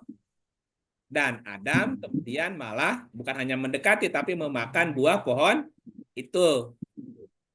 Nah, ketika Adam memakan buah pohon itu pelanggaran bukan? Pelanggaran. Nah, ketika Adam ketahuan melakukan pelanggaran, malu nggak dia? Malu. Nah, ketika seseorang itu malu karena ketahuan salahnya, itu namanya nampak auratnya. Jadi aurat itu kan aib yang terbuka. Nah, ayat ini sebenarnya masih berlaku sampai kapanpun. Ya, dan ini berlaku buat siapapun. Jangan pernah melakukan sebuah kesalahan, pelanggaran, apalagi itu perbuatan tercela. Nah, ketika seseorang itu melakukan perbuatan tercela dan ketahuan, maka nampaklah auratnya. Nampak aurat bukan buka baju telanjang, bukan, tapi kemanapun dia pergi kan seperti telanjang, orang melihatnya kan menelanjangi namanya. Iya. Ternyata kan jadi ditelanjangin tuh. Ini contoh kalimat perumpamaan yang lain. Perumpamaan orang yang melakukan perbuatan tercela itu, kalau ketahuan maka dia terbuka auratnya. Dan pergi kemana-mana, dia kan malu hati kan? Orang sedunia liatin dia gitu. Makanya berhati-hati dalam bertindak, jangan sampai melanggar aturan gitu. Nanti terbuka auratmu gitu. Kalau terbuka auratmu susah nutupinnya gitu. Gimana orang percaya kalau kita pernah bohong kan? Misalnya gitu. Oke, sudah jam 9, Bu. Ini cerita perumpamaan aja belum kelar sebetulnya, tapi itu hanya contoh aja kan? Iya, dan seterusnya dan seterusnya. Nanti kita lanjutin penjelasan yang lainnya apa? Masih banyak. Tadi ada berapa poin, Bu? Baru dari 6 ya? Dari 6 tuh. Kan ada amsal. Mana tadi tuh? Ini ada amsal, ada apa lagi tadi tuh? Metafora. Ada metafora. Ini metafora majas belum di majas ya, majasi. Metafora belum dijelasin. Murodib, mustarok belum nih. Mafhum mukhalafah belum. Nah, berpasangan belum. Kodenya, sambinya belum nih. Ini kayaknya satu pertemuan satu item nih kayaknya nih. Ya.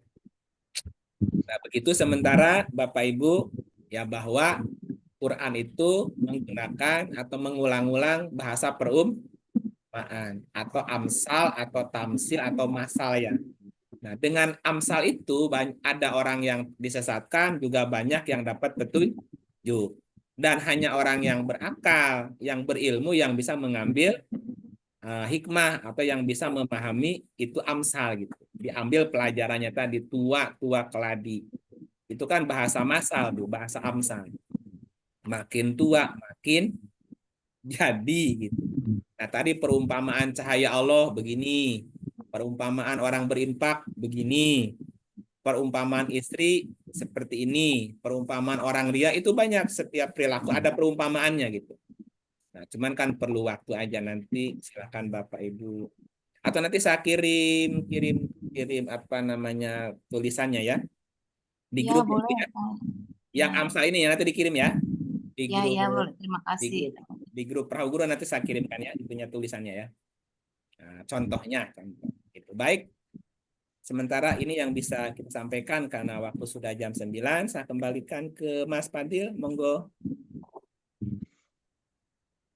Baik, Bapak Ibu semuanya, terima kasih Kang Iip, karena waktu kita sudah jam 9:08, mungkin masih ada beberapa waktu lagi. Mungkin Bapak Ibu ada yang ingin ditanyakan sebelum kita sediakan beberapa waktu untuk kita saling diskusi dan saling menceritakan keadaan berada di sekolah kita masing-masing sesuai dengan apa yang diterangkan oleh Kang Iip tadi. Mari silakan Bapak Ibu ingin bertanya, kami persilahkan. Mohon izin, Mas Fadil, boleh aku bertanya? Oh ya, boleh silakan Ibu Ranti. Ya, terima kasih. Pak, tadi kan ada yang memang mendapat petunjuk ya Kang Iip dan ada yang disesatkan. Nah, bagi mereka yang merasa justru sebenarnya mereka pengen tahu tapi dia nggak paham gitu. Apa sih ini maksudnya surat ini gitu ya. Sehingga akhirnya ada keputusasaan juga, akhirnya ya mungkin dengan kesibukannya baru ketemunya justru malah nggak pada semua orang. Saya pribadi pengalaman dengan ayat surat-surat muktasabihat sama muktamat ya, Ya, itu baru saya malah, oh ternyata kan Kang Ip selama ini kalau menjelaskan ayat menerangkan ayat. Jadi ya, kita tahu gitu ceritanya. Dan saya bersyukur sekali gitu sama Allah dipertemukan, saya bisa mendapat bimbingan firman Allah itu setelah saya tahu, oh maksudnya ini. Nah, bagi mereka yang mungkin masih banyak gitu yang tidak tahu, apakah itu termasuk mereka disesatkan dan mereka termasuk orang yang salah atau bagaimana Kang Iip? Karena nggak banyak orang yang seperti Kang Iip bisa menjelaskan seperti ini. Terima kasih Kang Iip. Saya kembalikan. iya. Oke. Saya kasih jawaban ayat aja ya. Iya. Oke. 2856. Ya, silakan. Tolong dibacakan Mas Fadil. Baik, saya saja yang bacakan ya, Ibu. Maaf. Terima kasih. Sesungguhnya kamu tidak akan dapat memberi petunjuk kepada orang yang kamu kasihi. Tetapi Allah memberi petunjuk kepada orang yang dikehendakinya. Dan Allah lebih mengetahui orang-orang yang mau menerima petunjuk. Ya, masalahnya atau pertanyaannya, mau apa tidak menerima petunjuk? Ya, halo? Iya, iya. Kalau Menyimak. kalau dia mau menerima petunjuk, apa tandanya dia mau? Mengikuti, Nyari. Mau belajar. nyari, ngikut. Jadi dia nyari dari manapun, bagaimanapun, kepada siapapun. Nah, salah satu cara mencari petunjuk apa? 21 ayat 7. Bangga. Kami tiada mengutus rasul-rasul sebelum kamu Muhammad, melainkan beberapa orang laki-laki yang kami beri wahyu kepada mereka. Maka tanyakanlah oleh kamu kepada orang-orang yang berilmu, jika kamu tiada mengetahui. Kenapa orang bertanya? Karena dia tidak mengetahui, Ustaz. Ya, ketika tidak tahu sesuatu, perintahnya apa? Bertanya. Nah, ketika orang bertanya, tanda apa itu? Mau. Mau tahu, ingin mengetahui. Mau tahu. Jadi, perintahnya apa? Bertanyalah. Tanyakanlah kepada orang yang berilmu. Jika kamu tidak, ya. Yang tadi nggak enak. Oh, gitu ya? Iya, Ya. iya. Itu, Bu. Nah, kembali ke nanya ke diri kita. Kita mau nggak menerima petunjuk? Ya, kalau mau nggak tahu sesuatu, ya lebih baik bertanya aja. Kok saya baca ayat ini nggak ngerti ya? Atau misalnya dalam kehidupan, dalam menghadapi kehidupan nggak ngerti, nggak tahu jalan keluar, ya nanya aja. Jangan malu bertanya. Kan tadi malu bertanya sesat di jalan kan? Iya. Ya, saya kan guru, masa nanya, malu dong. Ya udah, jangan nanya. Masa guru tersesat gimana? Ya, kalau gurunya tersesat, muridnya gimana, Bu? Makin tersesat. Makin tersesat lagi. Bulu lantah, Ustaz. Guru kencing berdiri, muridnya berlari. Terbang. Iya gitu. Ya, boleh nggak guru nanya sama murid? Boleh. Boleh, Ustaz. Bukan boleh lagi tukang nanya sama murid, bentar-bentar nanya.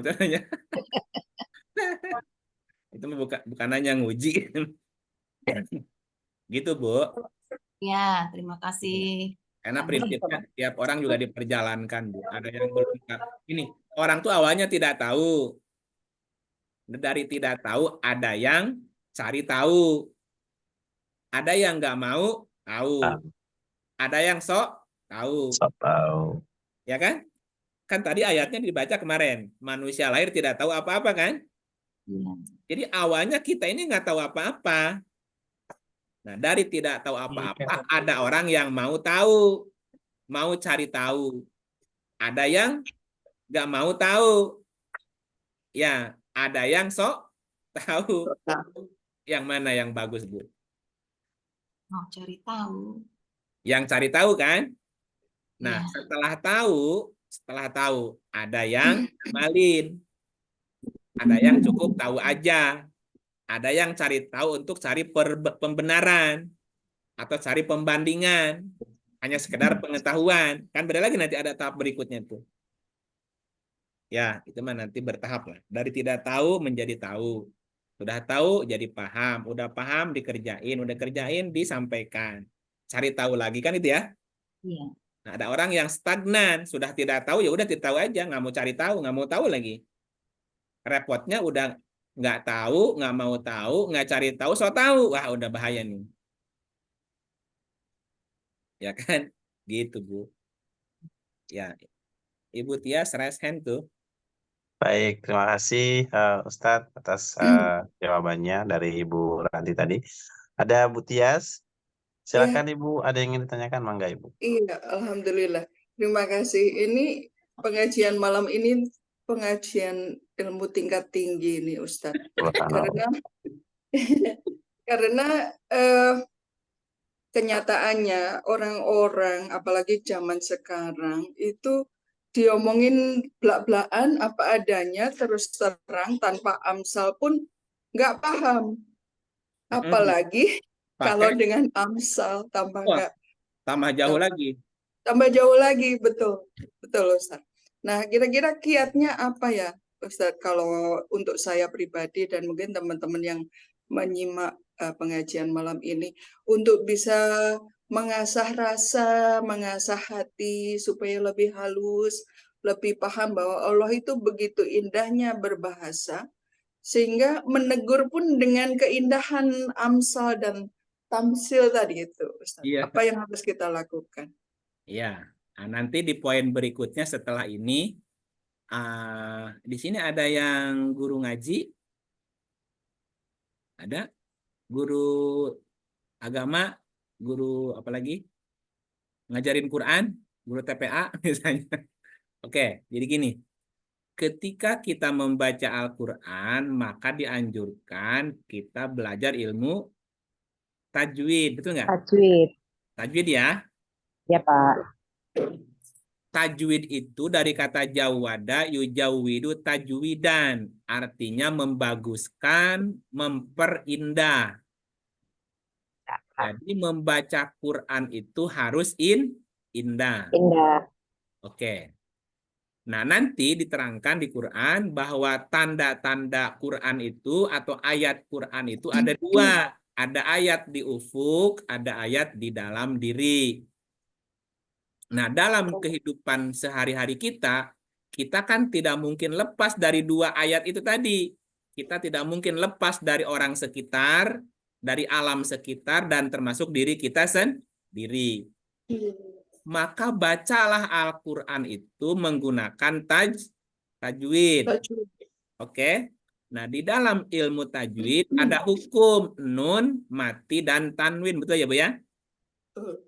Nah, di dalam hukum nun, mati, dan tanwin ada namanya idhar, idgham, ada iklab, ada ikhfa, ada mad, ada waqaf, ada mubtada, ada segala macam kan tuh, ada wasol, ada ibtida, macam-macam ya istilahnya itu.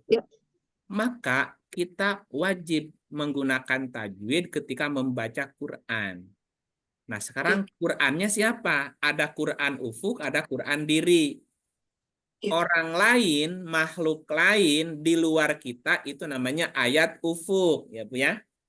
Ayat ufuk itu adalah tanda-tanda alam yang di luar diri kita.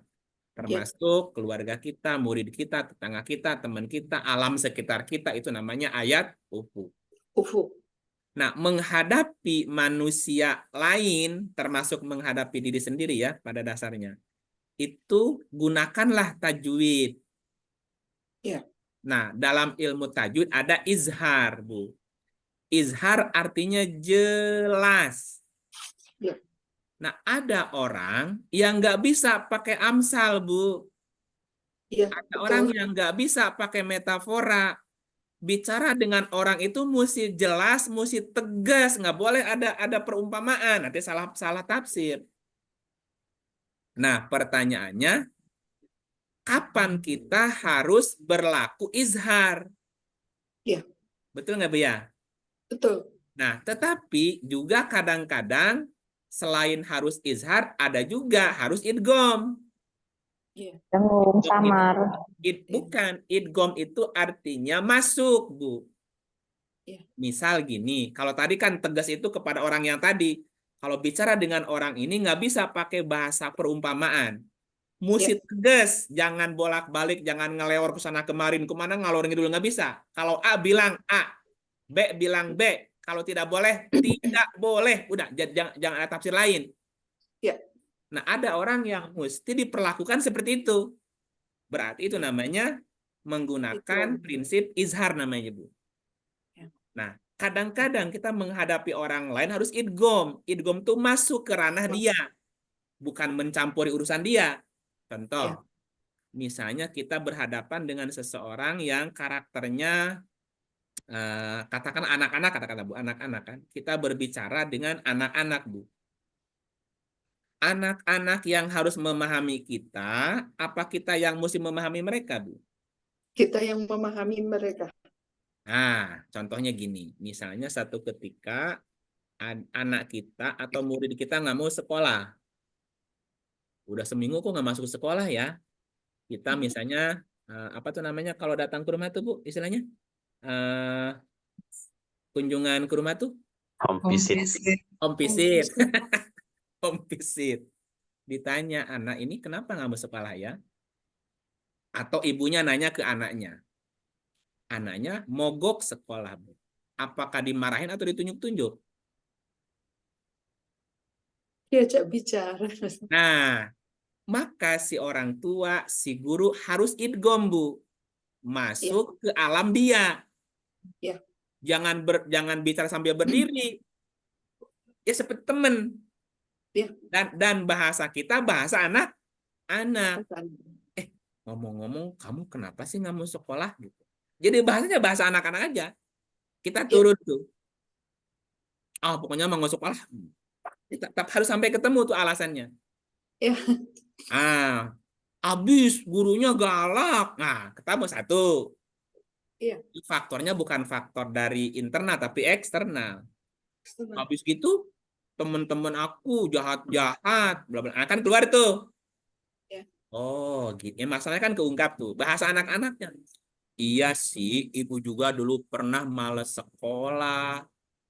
Ketika kita bilang begitu dia merasa ada teman nggak, Bu? Iya. Mulai respon nggak? Iya. Betul mah. Nah, kalau sudah ke Bu, itu namanya idgham dulu masuk ke kita bayangkan kita di posisi dia gitu. Ya, persepsi ya Ustaz. Persepsi dulu. Nah, baru di situ digalinya, ngarahinnya. Ya sih dulu juga ibu pernah malas sekolah gitu, gurunya gitu sih. Nah, ada tapinya tuh. Tapi kalau dulu ibu nggak malas sekolah dan nggak sekolah, mungkin nggak kayak sekarang nih. Dan seterusnya. Nanti baru ngegiring dia supaya mau sekolah lagi. Diceritakanlah guru galak itu sebetulnya sayang biar kamu pinter gitu. Dan itu namanya idgham, Bu. Kita masuk ke pikiran dia sampai dia dengan kita seperti nggak ada jarak. Disitulah kita bermainnya. Kadang-kadang harus iklab. Iklab itu artinya bunyi beda dengan tulisannya, Bu. Min dibaca mim. Nah, itu berhadapan dengan orang yang, maaf, misalnya, orang ini nggak bisa dipercaya, Bu. Iya. Atau kalau kita jujur, jadi salah buat dia. Bayangkan aja sekarang misalnya, kalau ngantar sekolah, jarang sekarang anak yang pergi sekolah sendiri kan? Diantar sama ibunya, bapaknya ngantar. Selama ngantar ketemu kan tuh sesama orang tua, Bu? Ya. Bisa nggak terjadi sesuatu di situ, Bu? Misalnya ibunya murid dengan bapaknya murid ketemu bisa jadi pacaran di situ, bisa nggak, Bu? Bisa, Nah, ada Memungkinkan kasusnya. bisa. di situ kita mesti pintar-pintar untuk menutup diri, jangan terlalu jujur. Ya, Kalau jujur kita bisa kena nih, atau kita dikejar-kejar sama dia, atau kita tertarik dia gitu, Bu. ya, Jadi tidak semua hal mesti diungkapkan, maksudnya gitu, Bu. Mesti ada yang berubah bunyi dari yang sebenarnya. Ngomong-ngomong, Ibu orang tuanya siapa, mamanya siapa? Ya tidak harus jujur juga. Nomor HP, apalagi udah minta nomor HP, udah bahaya tuh. Nah, bahaya lagi minta nomor rekening ya Ustaz ya. laun. Nah, dalam hidup tuh kadang-kadang mesti iklab. Iklab itu berubah bunyi. Jadi Iya, antara bunyi dengan tulisan beda gitu. Jadi iya, nggak apa-apa. Ini bukan bohong, tapi menutup celah untuk melakukan terjadinya apa namanya maksiat. kemaksiatan, kesalahan, dosa dan seterusnya. Iya, Kalau perlu sedikit judes nggak apa-apa. iya, siap. Ditanya judes aja, ibu, ibu, nah mukanya muka itu aja. Kalau ibu ramah, wah udah jadi tuh. Iya, Nah, ada orang yang memang mesti diperlakukan begitu. Kita tidak harus jujur dengan dia. Nah, betul Ustaz. kadang-kadang Ifa itu samar, Bu. Samar dan Iya, berdengung. Ada iya, sesuatu yang dalam hidup ini mesti didengung-dengungkan, Bu. Didengungkan, diinformasikan gitu. Nah, dan belum lagi cerita emat. Emat itu artinya tarik ulur, Bu. Hidup tuh kadang-kadang iya, nggak boleh kaku hidup tuh. Pokoknya nggak bisa. iya. Ada Fleksibel, namanya mad. Mad itu kan panjang, pendek, tarik, ulur. Harus fleksibel gitu loh, Bu. fleksibel. Iya, Kapan berhenti, kapan mulai. Nah, semuanya juga ada. Nah, siap. makanya ya kita mesti ngerti psikologi juga ya kalau begitu ya. Iya, betul kata Ustaz tadi, memang harus rajin bertanya, tidak boleh malu bertanya, kalau enggak tersesat beneran ini. Iya, Bu, benar begitu. Iya. Ya. Ya Terima sering-sering. kasih Ustaz. Sama-sama. Ditunggu pertemuan berikutnya. Oke, nyerita metafora ya belum. Belum, baru ini Kalau ternyata sudah ampal. yang ditanyakan udah sampai poin 5 ya Ustaz. Ada ufuk, ada diri tadi. Iya itu ya, tapi belum detail ya gitu. Ya, baik. Gitu. Terima kasih Ustaz. Oke, sama-sama Ibu Tia. Baik, terima kasih Ibu Tias, terima kasih Ustadz. Alhamdulillah hari ini sekarang sudah menunjukkan 21.26. Mungkin kegiatan kita hari ini untuk seminar Perahu Guru hari ini kita mungkin atau mungkin ada yang mau ditanyakan, kami perbolehkan satu lagi deh. Boleh, silakan Bapak Ibu, ada lagi kira-kira? Mungkin sudah Masih banyak sebenarnya, tapi buat masih banyak ya. sudah Oke, kemalaman. kalau masih banyak kita simpan dulu berarti buat pertemuan selanjutnya. Mudah-mudahan pertemuan selanjutnya mungkin ini adalah benang-benang yang memang insya Allah nanti akan saling melengkapi kegiatan hari ini, karena kegiatan hari ini akan terus berlanjut ke kegiatan selanjutnya, karena ini adalah ikatan benang yang tidak akan pernah putus, yang insya Allah nanti kita akan gunakan untuk melayani anak-anak di satuan pendidikan kita masing-masing. Sekali lagi Bapak Ibu semuanya, saya Fadil selaku moderator mengucapkan terima kasih terutama kepada Kang Iip yang selalu ikhtiar, yang selalu istiqomah mengajak kami untuk belajar bersama, dan terima kasih juga kepada Ibu Ranti Widianti yang sudah selalu ikhtiar, selalu istiqomah juga memfasilitasi kami untuk bisa belajar bersama. Mohon izin Pak Baik. Fadil, mungkin minta doa sekalian bersama-sama dipimpin Kang Iip untuk Pak Untung yang sedang ada di rumah sakit tapi istiqomah juga untuk tetap mengikuti walaupun tidak aktif. Silakan, terima kasih Bapak dan Ibu semua. Baik. Silakan Kang Iip untuk pimpin doa untuk Pak Untung yang hari ini beliau lagi ada di rumah sakit, Kang. Baik. Auzubillahi minasyaitonirrajim. Bismillahirrahmanirrahim. Assalamualaikum ya Rasulullah. Assalamualaikum ya Habiballah. Assalamualaikum ayuhan nabiyyu wa rahmatullah. Assalamualaikum wa ala ibadillahis sholihin. Asyhadu an la ilaha illallah wa asyhadu anna Muhammadar Rasulullah. Demi kesempurnaan bakti kami kepadamu ya Allah, Tuhan pencipta, pemelihara alam semesta. Demi kesempurnaan bakti kami kepada semua guru di seluruh alam semesta. demi kesempurnaan bakti kami kepada semua ibu dan semua makhluk ruh dan jiwa di seluruh alam semesta. Bagi yang sedang sakit, terutama Bapak Untung, semoga disembuhkan oleh Allah Subhanahu wa Ta'ala. Bagi yang sedang kelaparan, semoga diberikan makanan. Yang sedang kehausan, diberikan minuman. Yang sedang kegelapan, diberikan cahaya. Yang sedang kebingungan, diberilah petunjuk.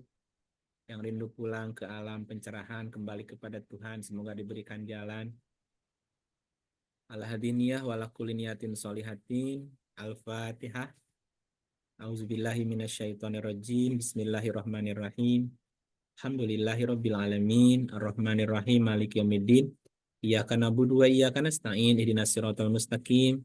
Siratal ladzina an'amta 'alaihim ghairil maghdubi 'alaihim waladdallin. Allahumma rabban nas asfi.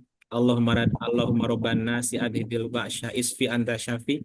La shifa'u ila shifa'an la yughadiru saqaman wala alaman. Isfi marodohu, isfi marodohu, isfi marodohu, isfi marodo Bapak Untung. Sifaan la yughadiru saqaman wala alaman. Sifaan la yughadiru saqaman wala alaman. Amin ya Allah ya Rabbal alamin. Terima kasih Bapak Ibu semuanya. Demikian dari saya. Assalamualaikum warahmatullahi wabarakatuh. Waalaikumsalam warahmatullahi Warahmatullahi wabarakatuh. Terima